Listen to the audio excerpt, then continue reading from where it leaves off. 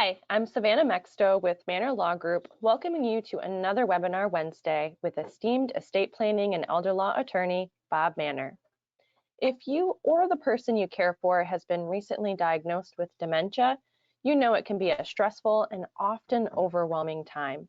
On this webinar, Attorney Bob Mannor will help you discover the 5 most critical actions to take following a dementia diagnosis and why these steps can be so important for you or your loved one. Before I pass the mic to Bob, I'd like to cover a few housekeeping details.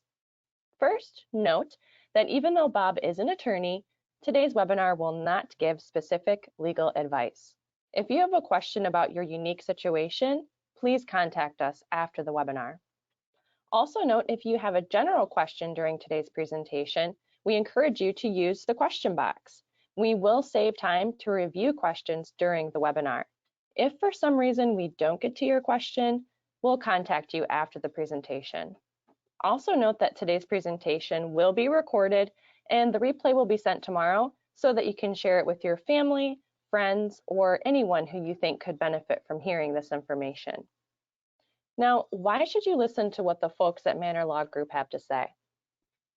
First, note that we are a nationally recognized and respected elder law and estate planning firm. All 3 of our attorneys are accredited by the Veterans Administration to assist veterans with claims and appeals. Attorney Bob Mannor is nationally board certified as an elder law attorney by the National Elder Law Foundation. He is one of only 19 attorneys in Michigan to achieve this designation. Bob is also a leader among elder law attorneys in Michigan. He is currently chair-elect of the State Bar of Michigan Elder Law and Disability Rights Section and past president of the National Academy of Elder Law Attorneys, Michigan chapter.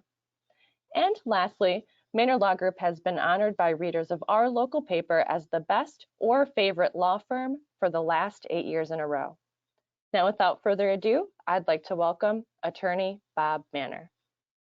Hi, folks. We're going to get right into this today, and the discussion, we're just going to go through the 5 things, and I really think that these are 5 critical matters that once you get the diagnosis of dementia or Alzheimer's or any of those types of things where there's going to be memory loss involved, that it's very, very important that we take some actions early on and not wait until the crisis happens. Of course, we can still help if there's a crisis, but it's much better if we can plan ahead and have some planning in place. So the first thing here that I've listed, and it may seem a little bit self-serving to say that you need to establish a client relationship with an experienced elder law attorney, but I really think this is critical and highly important. A lot of people assume that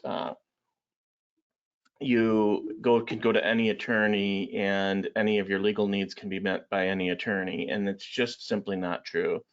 If you came to see me related to a traffic matter or related to a bankruptcy or related to a divorce or something like that, I wouldn't know the first place to start. Even if I learned about some of that stuff in law school, it's so long ago and I never learned how to practice in that area of law, I'd never even attempt to give you an advice with regard to divorce or bankruptcy or traffic matters or anything like that. And the idea is that even people that sort of do things that seem related to elder law, like estate planning. So a lawyer that might do a will or a trust, you might think, well, they would have to know about this stuff, right? And the reality is most attorneys that do estate planning, that do wills and trusts and deeds and those types of things, don't actually practice in the area of elder law or specifically as it relates to dementia and Alzheimer's. So it's important that there are, for you to understand, there are a very small subset of attorneys that really focus their practice on that stage in life, and many times it's for issues related to dementia or Alzheimer's. And so the earlier you can establish a relationship, the better and more resources you're going to have, the less it's going to feel like in a crisis that you just don't know what to do, that you'll have a plan ahead of time.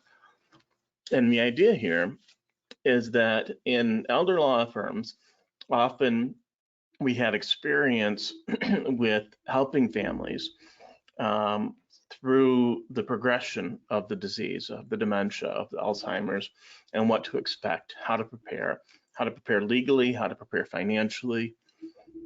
And the idea also is that most attorneys aren't going to have an understanding of the unique legal changes or legal documents that should be done in the circumstances. So when someone comes in and they have a diagnosis of dementia or Alzheimer's, we are likely to recommend changes to their will, to their trust, to their power of attorney, maybe even to their healthcare document. And so your typical estate planning attorney wouldn't necessarily have access to that information or have experience in that. So, oops, wrong direction. A couple things. If we can come in early, now obviously not everybody's going to be able to come in early. Sometimes people don't think about it until it's too late, until it's a crisis. Of course, we can help you in a crisis. Of course, we're going to be able to go through whatever it is and make whatever changes and whatever, even if we have to get a guardianship or things like that. But it's so much better when we have time to plan. We have time to think about it. When we don't have to make crisis decisions, which are sometimes not ideal, because it seems like we're in the hospital says mom can't go home. What are we going to do? We're all in a panic. We go to the first answer that we can come up with, and it would be so much better if we planned ahead for that and say, well, this possibility exists, that it might come to the time that mom can't live alone anymore. It might come to the time where it's not mom can't even live with dad anymore, to the extent that dad can't take care of her, or that we're at least going to need some caregivers in the home. So how do we plan for that? And coming up with a legal plan, a financial plan, looking at the resources that are available as early as possible, even when the person that's been diagnosed with dementia or Alzheimer's can participate in that planning and tell us what they want. So it's never too late and it's never too early to plan. So obviously people say it's never too early to plan, but it's also never too late to plan. Even if it's a crisis, even if we're already in a nursing home, even if we're, running out of money, whatever it is, there's always a way that we can make it a little bit better in those circumstances. So I found the statistic particularly interesting about, and this is going to relate to planning ahead. So when we come to dementias, you'll see that the most common is going to be Alzheimer's dementia. Then the second most common is going to be vascular dementia. And then we have a variety of other types of dementias, right? And so where that comes into the planning perspective is we're going to be looking at capacity and competency. In particular, oops, went too far. The issue of, if we know what type of diagnosis it is, and we're not always going to know. The doctors aren't always going to say with 100% certainty, yes, it's Alzheimer's, or yes, it's vascular. But they often, if we go to the right doctors, a neurologist or a gerontologist, they're often going to be able to give us some idea of what type of dementia it is, and that will tell us something about the future. It will tell us something about typically how the disease progresses. And it's important to know that, whether it's going to be a slow decline or whether there might be cliffs or steep drops. And if there's steep drops, that means that we have to be prepared for that and be legally prepared for that. And when I say, slow decline or steep drops, I'm talking about their ability to manage their own decision making, to have executive decision making, to be able to, care for themselves, make good decisions, things like that. The other thing that's important to look at from this perspective, and a lot of lawyers that are not experienced other law lawyers don't make this distinction, but it's an important distinction when it comes to dementia, is capacity versus competency. So many of my clients will come to me, the families will come to me and say, well, the doctor's already said that mom's not competent, so there's probably nothing we can do legally, right? Well, the answer is no, because competency is actually not the legal standard. The legal standard is going to be capacity. So capacity, it means, do they have the legal ability? Do they have the capacity to make the legal decision as to who they want to have help them. Do they understand the concept of a power of attorney? Do they understand the concept of a will? So the actual legal terminology is called testamentary capacity. Testamentary capacity. Well, if they have testamentary capacity, they can sign a power of attorney. They can sign a healthcare document. And I like to think about it from the standpoint of this way. So often, the doctor will say, well, this person doesn't have competency because they're not able to balance their checkbook. They shouldn't be in charge of their money anymore because they're not able to balance their checkbook. That doesn't mean that they don't have the capacity to say who they would want to do that for them. So if they have the capacity to say who they would want to do that for them, and they can understand that, and they have that capacity to do that, then do we need to run into a court and get a guardianship or conservatorship? Elder law attorneys will often say, no, that's not necessary. Legally, that's not necessary. Whereas you'll often see other types of attorneys that will say, well, if the doctor says they're not competent, then there's no way they can sign any legal documents. Well, that's not the legal standard. And so sometimes if there's no real controversy here, there's no real family dispute, nobody's arguing about anything, and the person still has capacity, even if they're not able to balance their checkbook anymore, they should still have the right of self-determination to decide for themselves, this is the person that I want to help me. Now, we've got to be careful on that, and we've got to be careful about overreach and undue influence. So if there's somebody that's just kind of taken over their lives and they're completely dependent on that person, then yes, that would go against their capacity to make the decision because they're being unduly influenced. But if there appears to be no influence or undue influence, and everybody seems to be getting along, there seems to be no dispute, and there's no argument about one person trying to wrench control or to get more money or be greedy, then we can look at the standard of capacity instead of competency, and often can sign legal documents even after the doctor has said, well, this person is not capable of managing their own money. And then, this is one of the things we talk about, estate planning versus dementia planning. I'm going to give you a couple examples in a minute here about the differences and why often when we have a diagnosis of dementia, we're going to actually change your estate plan. We're going to change your power of attorney. We're going to add additional language to it called extraordinary powers. We might, if you're married, we might put provisions in there about, well, how happens if the caregiver spouse dies first? What happens if the healthy spouse dies first? What is the plan? How are we going to maintain and manage the assets? How are we going to protect the assets from Medicaid spend down or nursing home spend down? So often there's a big difference between estate planning and dementia planning from a legal perspective. All right, so the second one I have on here is to, once you get the diagnosis of dementia, you're going to want to begin to get familiar with what I call the elder care continuum. So the elder care continuum is this, the different aspects of this. And so that's the, health and ability to function. So, how far along are we on our ability to be self-sufficient, to be fully self-functioning? And then, what are our living arrangements? How are we getting caregivers? Where are we getting those caregivers from? How are we going to pay for it? And, are there any resources that would help us pay for it or help us provide that care?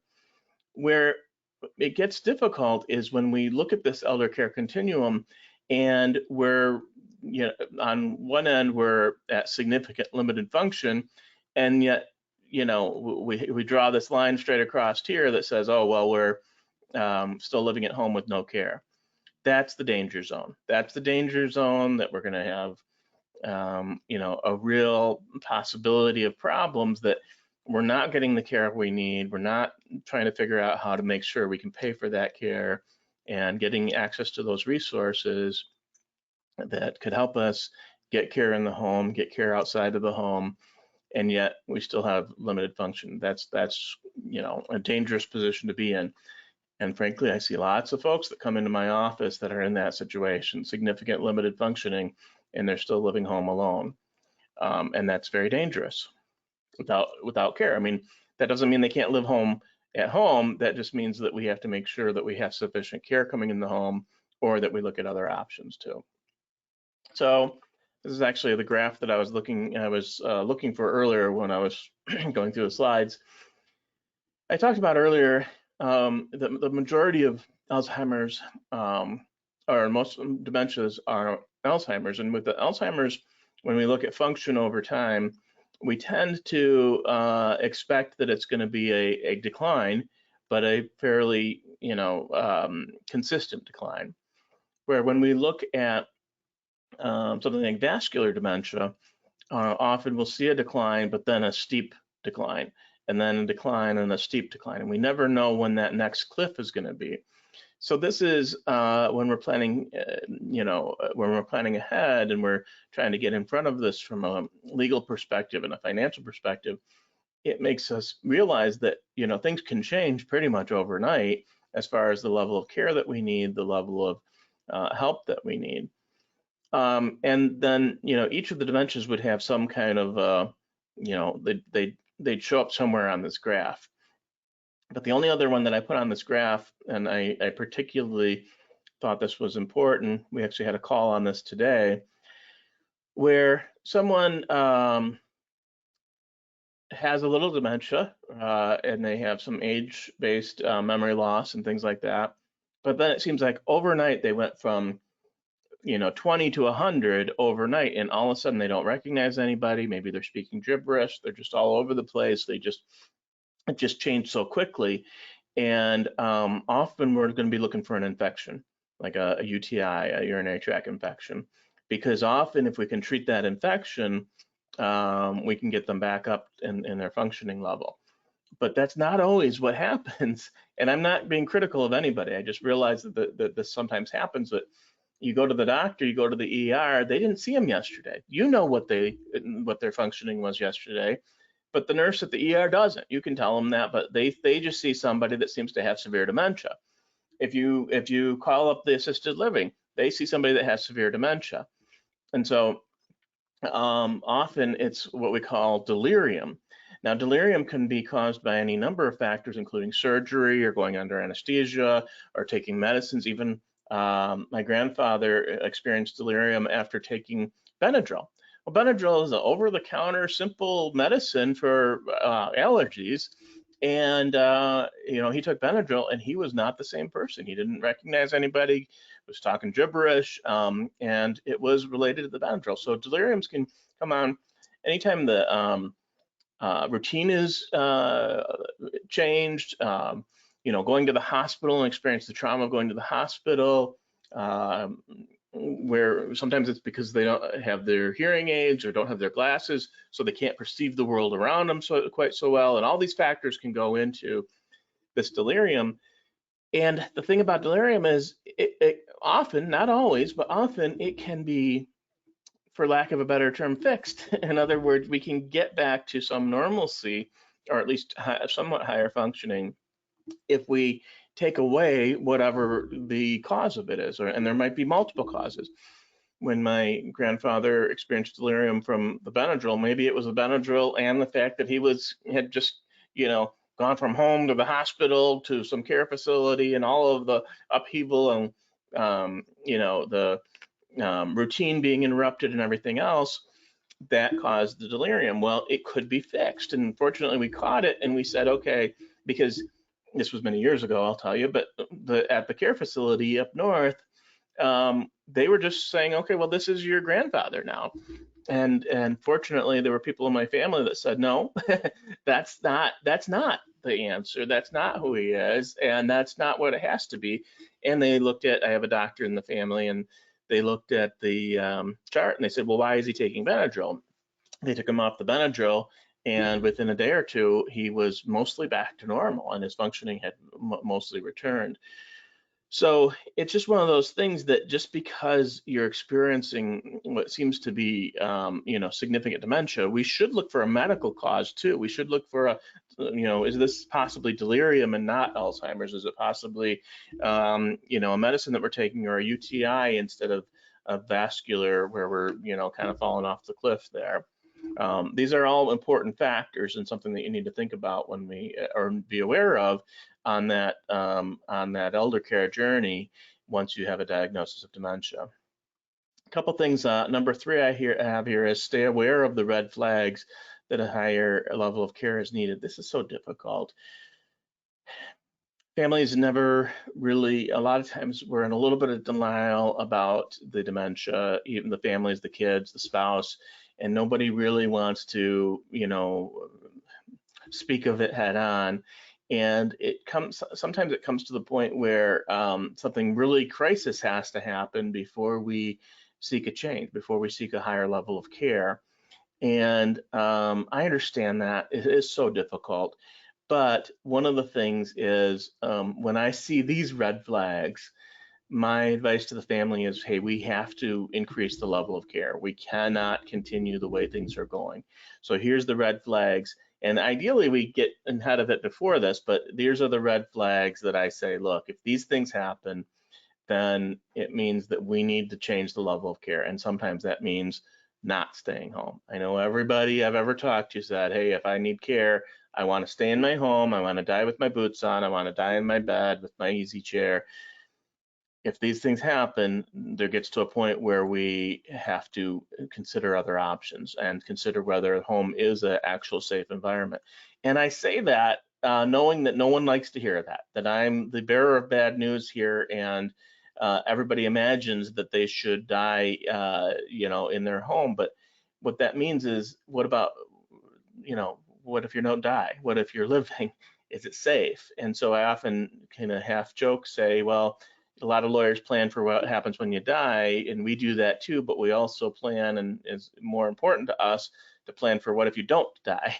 And I think people just imagine that it's a yes or no, it's a black and white, it's a either or, and it's not. It's not a, well, you should get to die, death with dignity. But what if you don't die? What if you're there in your home and you're not getting the care that you need, and you're suffering because you don't need the care, and you're potentially putting other people at risk, like your spouse, and you're putting them at risk and their health at risk, and maybe even other people if they were wandering. So wandering is very dangerous for everybody.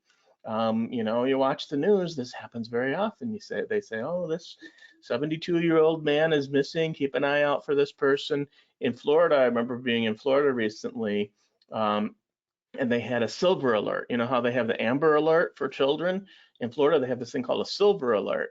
In other words, it happens so often that a senior will go missing or get lost because they're confused, that they actually have a statewide system to identify it.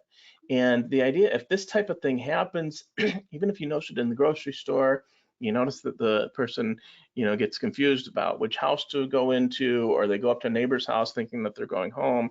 Hopefully it's not where they're picked up by the police, but certainly if they're picked up by the police having wandered away from the house, it's not okay to leave them alone anymore. It's not okay to just be in the house by themselves anymore. And so ideally, we're identifying this wandering behavior before it gets that far along. Aggressive behavior, especially if it's not their personality. So one of the symptoms of some dementias is that there might be more aggressive behavior, maybe even threatening behavior, or maybe even physically aggressive behavior.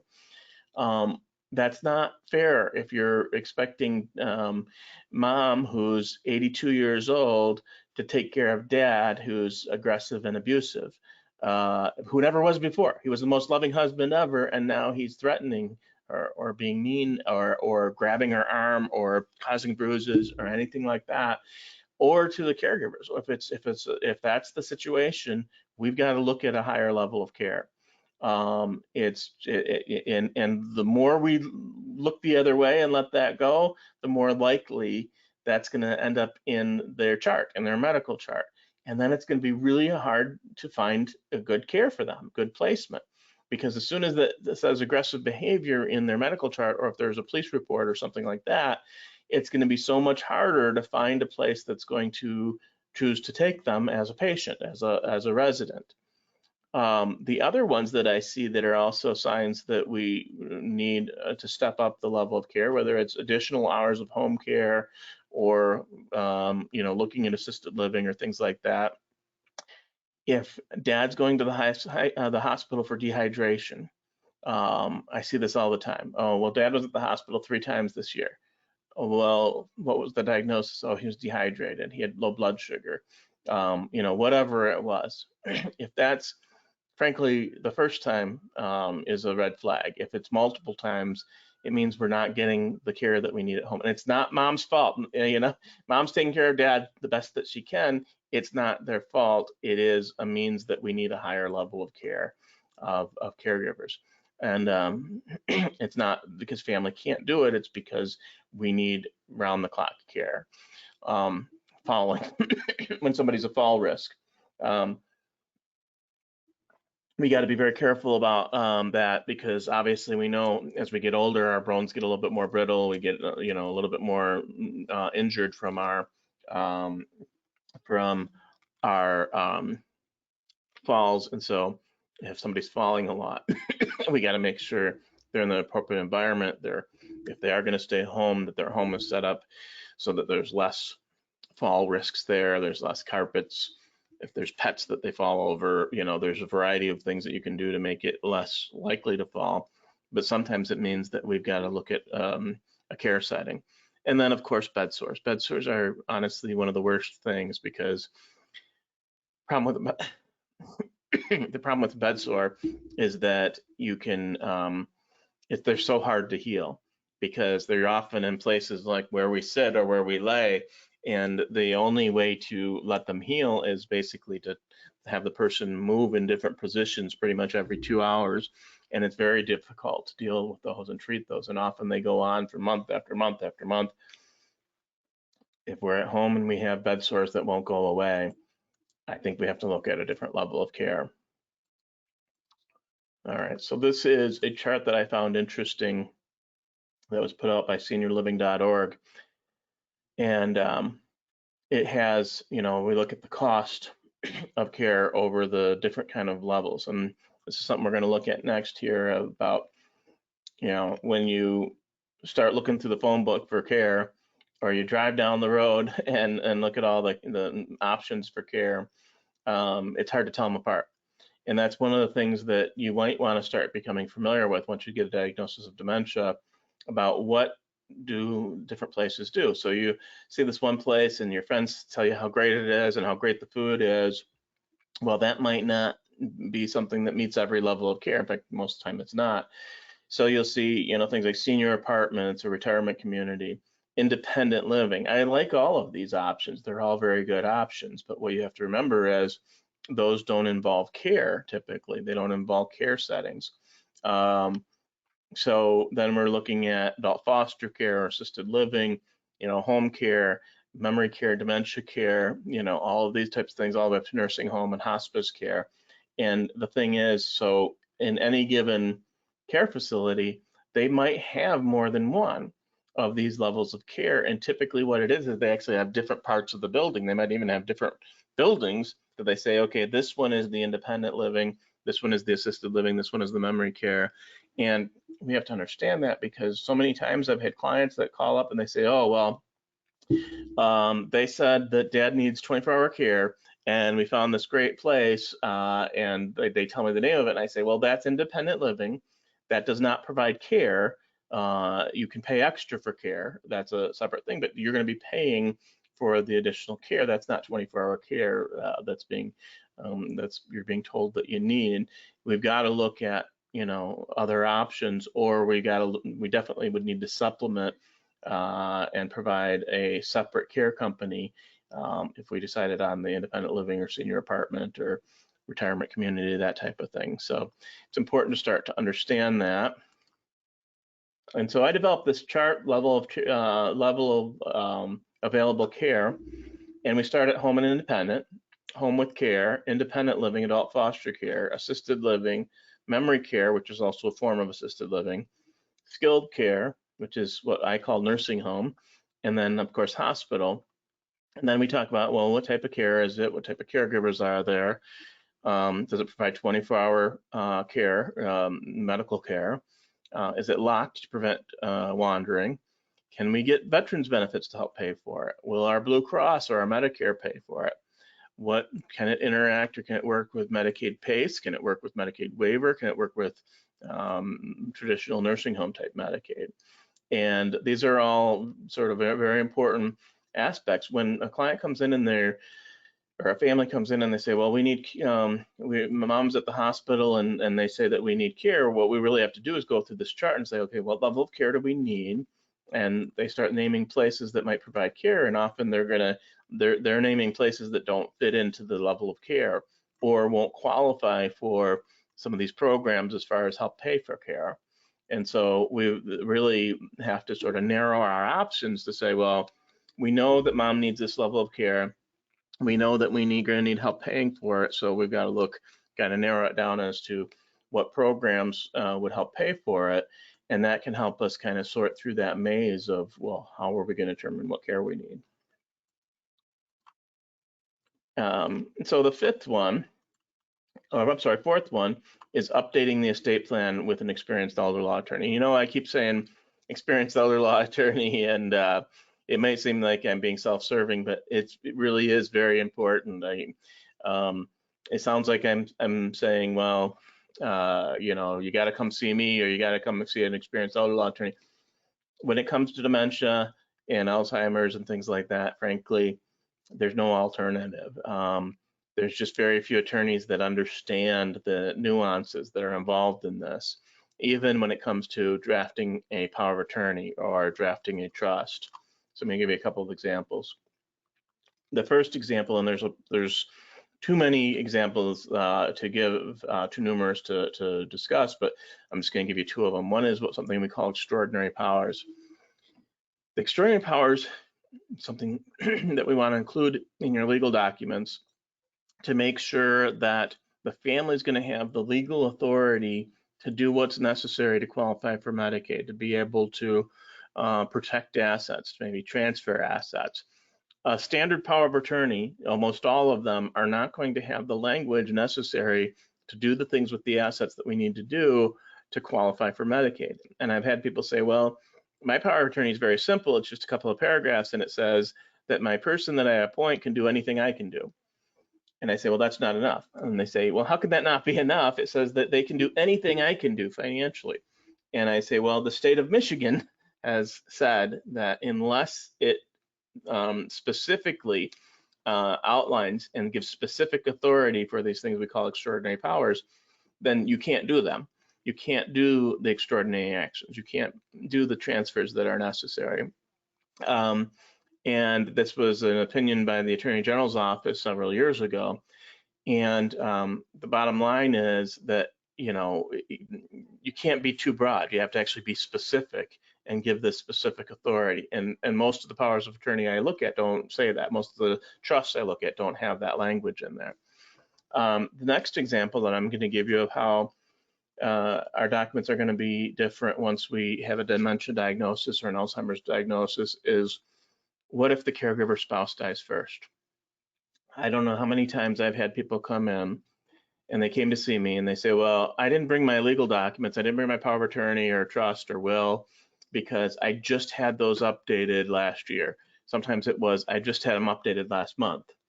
I think one time it was, I just had them updated last week. And time after time after time after time, they do not have the necessary protections in there in the event the caregiver spouse dies first. Where they went to very good, very talented, very smart and thorough and experienced estate planning attorneys, and the estate planning attorneys drafted the legal documents in the normal way that they would draft them, saying that, what do you say typically? If you've been married for a while, your will probably says, when I die, everything goes to my spouse. Both of them. They call it sweetheart wills. And you can, often it says that in the trust too. When I die, everything goes to my sweetheart. Everything goes to my spouse. Well, what if the caregiver spouse dies first? What if the healthy spouse dies first? Is it wise to just put everything back where it's solely in the name of the dementia spouse, the spouse with Alzheimer's? And the answer is no. In fact, not only is it not going to be inconvenient and make it much more hard, much more difficult for the family to have access and control over everything, because the spouse with dementia or Alzheimer's likely won't be able to control it or make the proper decisions regarding the finances. So that's one important thing, to make sure we have the proper access and control involved. But the other thing is from the standpoint of whether those assets are accessible or available for what they call spend down. In other words, are they going to have to be spent down before we can get any help paying for care? And there's a way that you can do planning where if the caregiver spouse dies first, that those assets are not only, we appoint the appropriate person, whether it's the child or somebody else that's going to be in charge of it, but that they're exempt from spend down. They're exempt from having to spend down those assets for nursing home or for Medicaid. Most estate planning lawyers don't know this. In fact, I've had where people, estate planning lawyers have looked at the documents that I've created for a spouse, married couple that had dementia, and they said, I don't know what the heck he's doing here. This doesn't make any sense. And the reason is because they don't do Medicaid, or they don't do Medicaid. They don't do asset protection in the way to protect the assets from the nursing home. And they didn't understand that process to say, okay, there's a way to set it up so that if the caregiver spouse dies first, we've protected the assets. We don't have to spend down all the assets to qualify for care. And so that's, something that is, we're going to have to take a look at. And you say, well, the other lawyers probably are doing that because they figure, why would the healthy spouse die first, right? A lot of people, they do their planning based on the way it appears to them today. Well, two things about that. Number one is we can't predict the future. We can't, that's what planning should be, is not to say, well, assuming everything stays exactly the way it is now, that's not planning. That's not having any foresight. And the second thing is, we know that statistically, the caregiver spouse dies first most of the time. The majority of the time, when we have a caregiver spouse and a spouse with dementia or a spouse with Alzheimer's, it's the healthy spouse that dies first. It's the caregiver spouse that dies first. Why would that be? Why would the healthy spouse dies first when one has Alzheimer's or dementia? And the answer is, we know that at least 50% of the time, over 50% of the time, it's the caregiver spouse that dies first. And we see it all the time in our practice. Frankly, it's the caregiver spouse that has all the stress, has all of the worry, has all of the getting up at night and not being able to sleep at night, not taking care of themselves sometimes. One of the things why I recommend that we start the plan early on in the dementia diagnosis is to not just plan for the one that has been diagnosed with dementia, but also start planning for the caregiver spouse so that we don't put too much of a burden on them. Often they'll never say it's a burden. They just say, oh, I'm just taking care of my wife, I'm taking care of my husband. But in reality, it's a tremendous burden, and just the worry and the having to take over tasks they never did before. So if one spouse usually did the finances and the bookkeeping, and now the other spouse has to do it. One spouse usually did the cooking, and now the other spouse has to do it. One spouse normally did the laundry and the cleaning and everything else. Now the other spouse is doing all these things they've never really done before. I think finances is one of the more difficult ones, when one spouse was the one in charge of paying all the bills, and now they're not capable of doing it anymore. It's very stressful for the other spouse. I think it's true for the other, activities too, but all of them can be stressful. So this is how our dementia planning legally is going to be significantly different than just your regular estate planning. And finally, creating a plan for how to pay for, how to get, how to find appropriate care. And again, my answer is you should work with an experienced elder law attorney. Okay, so let me give you a couple of examples. All right, with planning, let's say we got to look at Medicaid. With planning, so we all know, well, many of us know that without planning, in order to get Medicaid, you have to spend under $2,000. That's a lot of people have heard that. You're gonna pretty much lose everything. What I can tell you is, when I have a married couple and we have one spouse that needs Medicaid and one spouse that doesn't need Medicaid, there's certain safe harbors for the healthy spouse, what they call the community spouse. And we can maximize using the sort of legal nuances we can maximize those safe harbors, and we can usually protect about 100% of the assets in favor of the healthy spouse. So most people will tell you, oh, you got to spend down half your assets, you got to spend down, this amount, whatever. I'm saying, no, you don't. If we set this up properly with a proper legal plan, we can typically protect all of it in favor of the healthy spouse. What about a single person? Well, a single person, we can usually protect the house, a car, and about 50% of everything else. Well, that sounds like, oh, well, you're going to lose 50% of everything else, but the alternative is to spend down to $2,000. And so with a proper legal plan, and you'll find that most attorneys, they don't do this. They don't know, they don't participate in this. They don't understand, they don't understand the nuances, they haven't studied. And I'm not saying that there's anything bad about that. That'd be, like going to the eye doctor and asking about your foot. Well, an eye doctor might have something to say about your foot, but they're not going to have the same technology, they're not going to have the same medicines, they're not going to have the same equipment to be able to diagnose and treat your foot as a podiatrist would. So if you go ask your eye doctor about your problem with your foot, you might get an answer, but it's not going to be the same answer you're going to get from your podiatrist. And so in Michigan, what do they call a lawyer or a person that's passed the bar exam and got admitted to the bar? They call them a lawyer. They don't have specific specialties like they do in some states and like they do with doctors. So they don't have it where you're, you're this type of doctor, that type of doctor. With lawyers in Michigan, you're just a lawyer. But that doesn't mean it's not true that some lawyers you would not want to come to me to talk about your divorce. You would not want to come to me to talk about bankruptcy.